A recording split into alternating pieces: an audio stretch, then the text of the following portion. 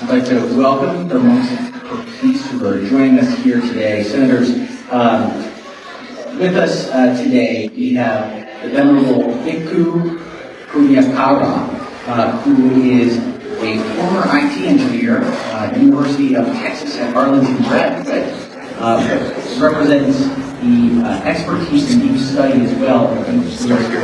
Transformation stemmed from a prolonged Vipassana meditation practice, a commitment to ethics, mindfulness, restraint, and compassion, choosing engagement over retreat from society. He has spearheaded the Walk for Peace, approximately 120-day, 2,300-mile journey, walking in meditation from Fort Worth, Texas to Washington, D.C. through about 10 states. The procession remained silent, free of chants, scares, or protests. Yet it resonated, as we all have seen here in Annapolis, quite widely. People noticed the calm presence, stopping to observe, joining short segments, and of course offering their support. Many of the monks walked barefoot, emphasizing a grounded awareness. Harsh winter elements, of course, tested their endurance, but discipline and human kindness sustained them all.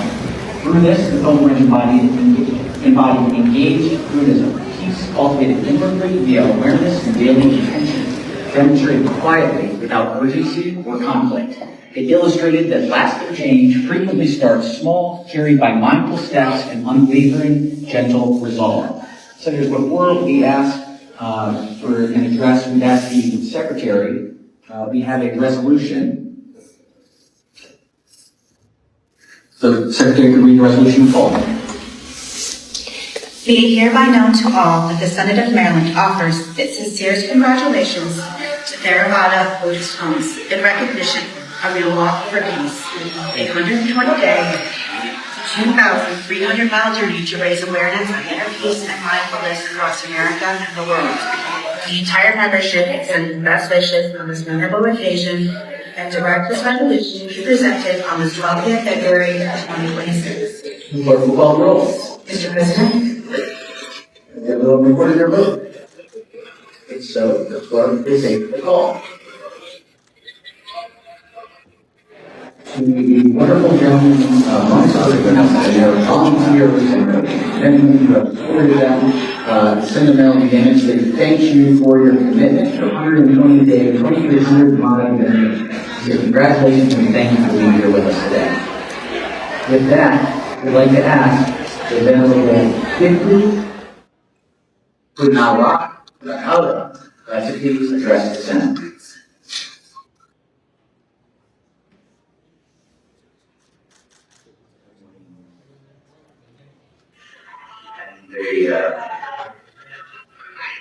Very flattered and grateful that I'm here today with you all. This is the first time of my life standing here. And thank you so much for this.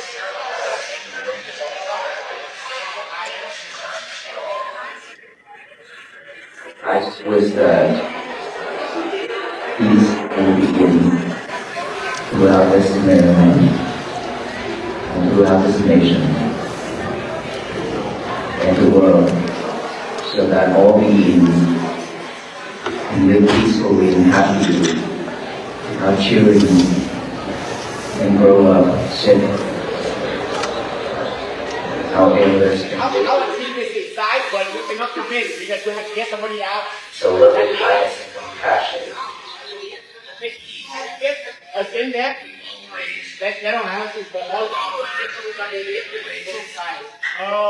They're not letting anybody else in because they're full.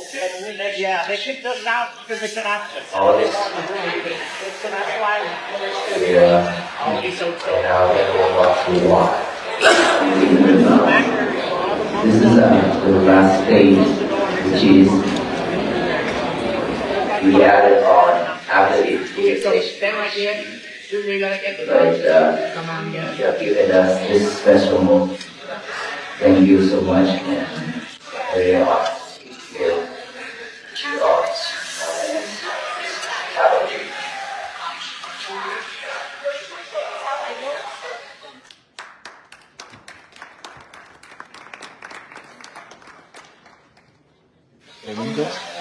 Awesome. Like, say, take them out. Matt helped them down the hole.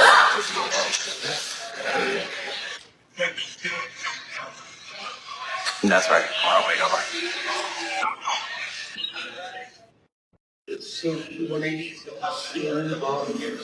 Thank each of the Venerable Monks for their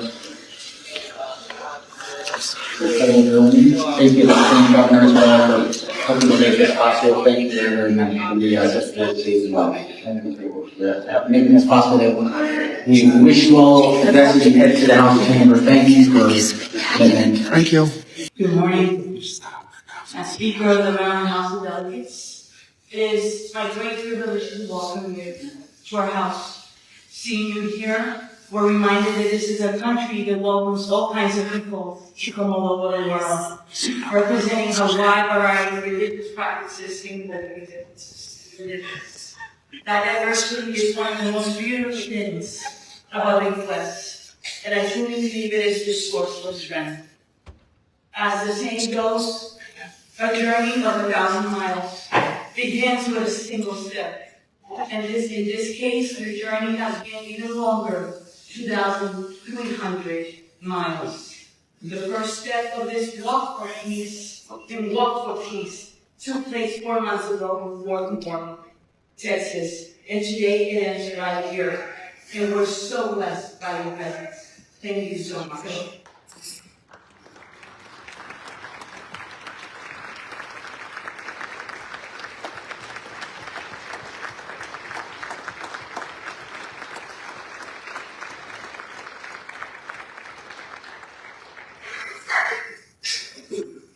Thank you so much, respected Governor Show. This is very special for me. I've never stand in front of all of you to talk like this. And this is something that is very special moment that you, as a Maryland state, treated us as a waffle piece, Venerable monks. We are very grateful and honored to be here this morning. And we always wish that all of you and all of the people who live in the state of Maryland will always be well, be happy, and be peaceful. That everyone will practicing mindfulness to bring peace to their own, to themselves, and support each other to have peace for this state, for this nation and the world. Thank you so much, everyone, and thank you for this last state, for this welcoming. Thank you so much.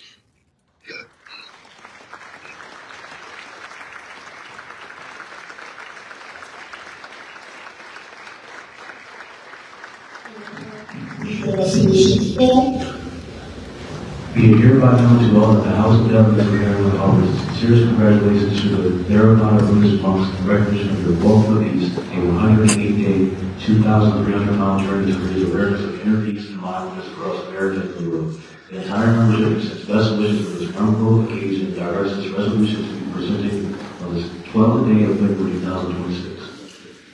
Thank you so much.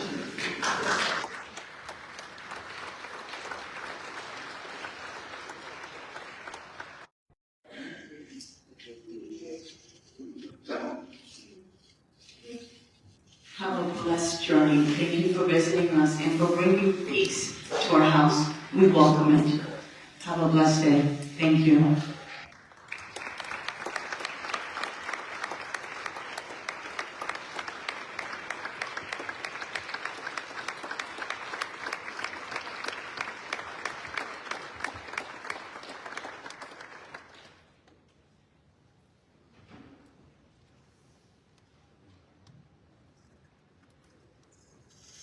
I want to take a minute to thank the Lieutenant Governor. Lieutenant Governor Huna Miller, thank you for making this possible. Thank you for your leadership to our state and for the love that you have for us. You have a blessed day. Thank you.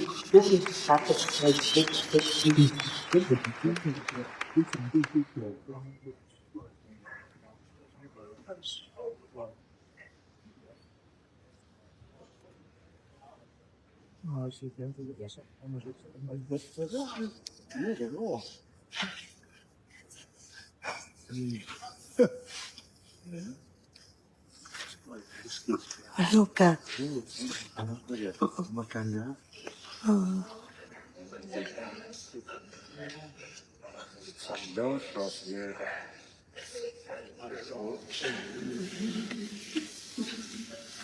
Thank you so much. We hope you have a blessed trip. Thank you for the honor.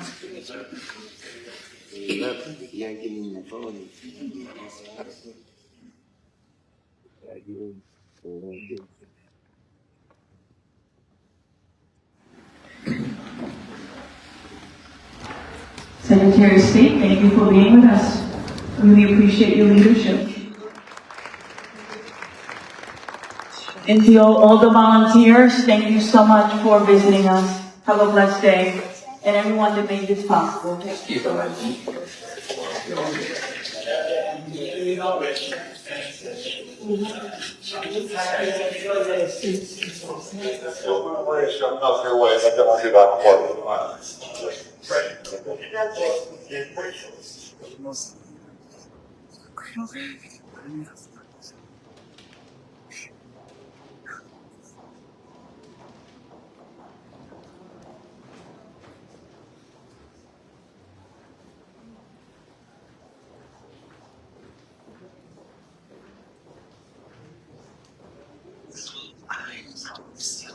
Thank you, Jennifer.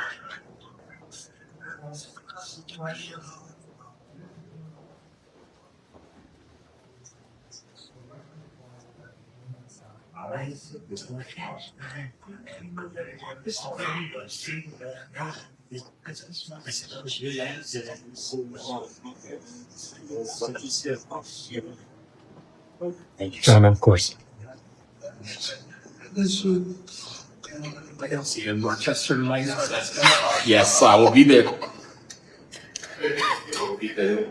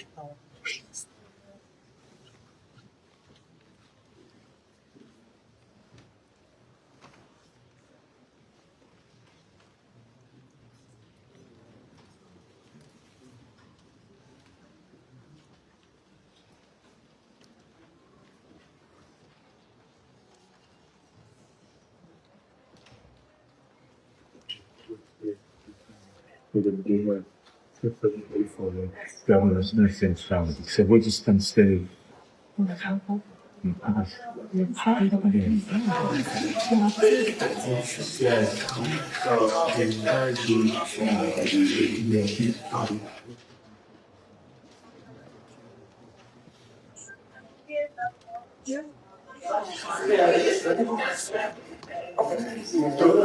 If you're on this side of the road, and we have six for Christians and our Christians. I want to be by the best people. I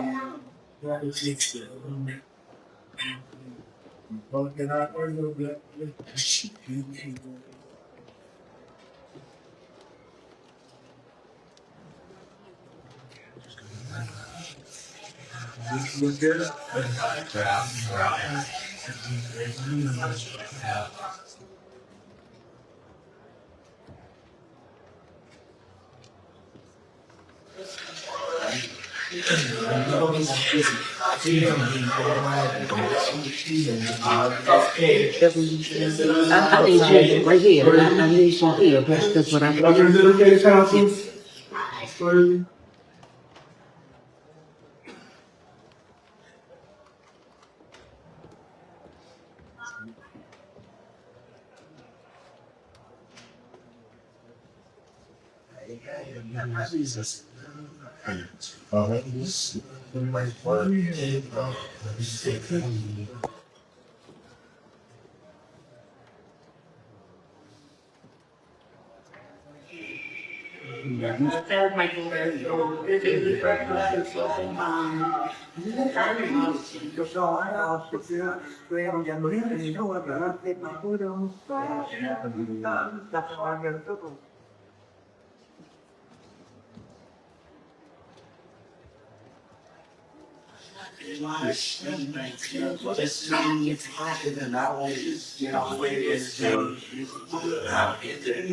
Yes, you are. You're going for that class.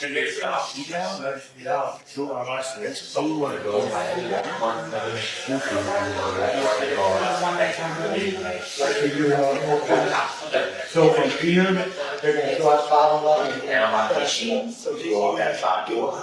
Very close to station.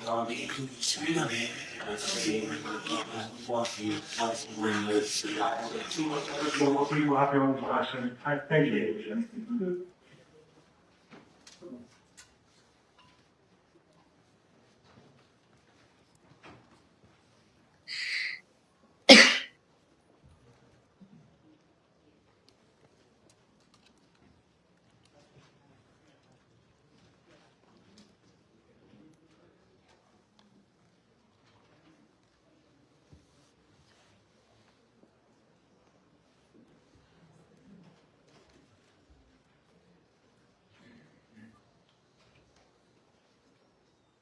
This is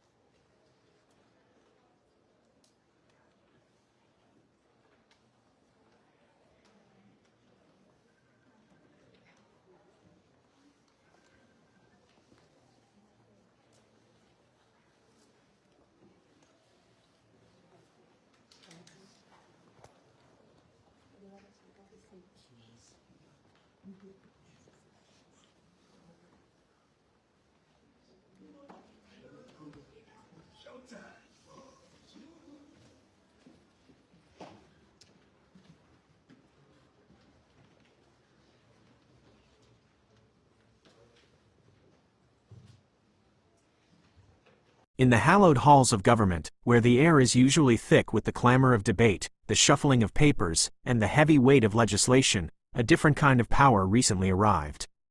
It did not come with a megaphone or a list of demands.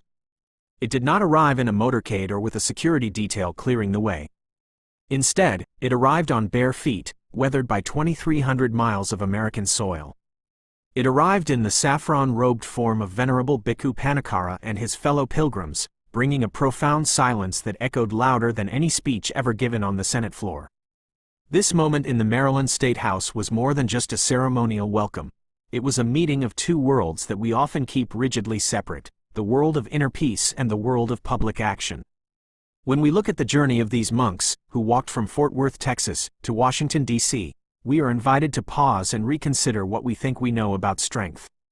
In our modern American life, we are conditioned to believe that change requires force, that to be heard we must shout, and that to make a difference we must conquer. Yet, here stood a former IT engineer, a graduate of the University of Texas at Arlington, who traded the complex coding of computer systems for the even more intricate engineering of the human heart. His presence in the chamber offered a startling proposition, that the most transformative revolution does not happen in the streets with raised fists, but in the quiet sanctuary of the heart, with a gentle resolve that refuses to be shaken by the chaos of the world. The quietude of the procession was its most striking feature. As the pilgrims moved through 10 states, through the bitter cold of winter and the vast stretches of the American landscape, they did so without chants, without banners, and without the usual paraphernalia of protest. In a mindfulness context, this is a radical act. We live in a culture that is terrified of silence. We fill every gap in our day with podcasts, news feeds, and notifications, afraid of what we might hear if the noise stops. But the Walk for Peace demonstrated that silence is not an emptiness, it is a fullness. It is a container in which true connection can occur. When the monks walked through towns and cities, people didn't stop to listen to their arguments, they stopped to feel their presence. This is the essence of noble silence. It is a way of communicating that bypasses the intellectual defenses of the ego and speaks directly to the heart. In our own lives, we often find ourselves exhausted by the need to explain, to justify, and to convince others of our point of view. We engage in battles of words on social media or at the dinner table, leaving us drained and divided. The pilgrims offer us a different way.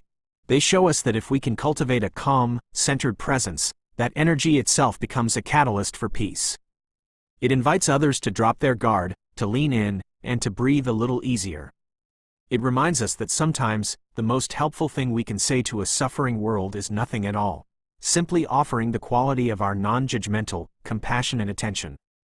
This quality of attention was grounded, quite literally, in the physical reality of the walk. Many of the pilgrims walked barefoot, a practice that serves as a powerful metaphor for mindfulness itself. To walk barefoot is to be intimately connected with the texture of the earth. You cannot rush when you are barefoot. You cannot be lost in a daydream. You must be acutely aware of every pebble, every crack in the pavement, every shift in temperature. It forces the mind to descend from the clouds of abstraction and inhabit the body fully. This, grounded awareness, is the antidote to the anxiety that plagues so many of us. We spend so much of our lives hovering a few inches above reality, lost in worries about the future or regrets about the past. We drive to work without seeing the road. We eat lunch without tasting the food. But for 2,300 miles, these pilgrims could not afford that luxury. They had to be here, now. They faced the harsh winter elements not with a desire to escape, but with the discipline to endure.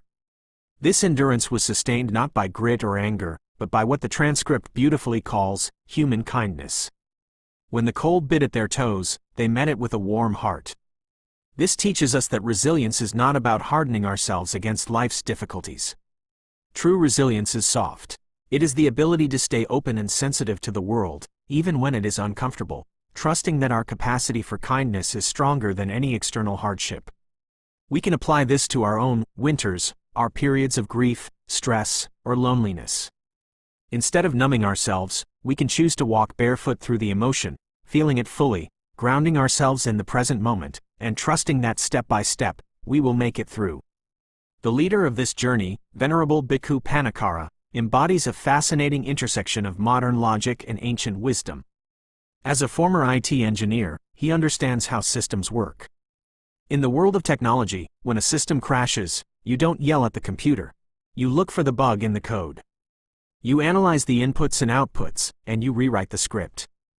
In his transformation from engineer to monk, he applied this same logic to the human condition. He recognized that the suffering, violence, and confusion in the world are not random errors.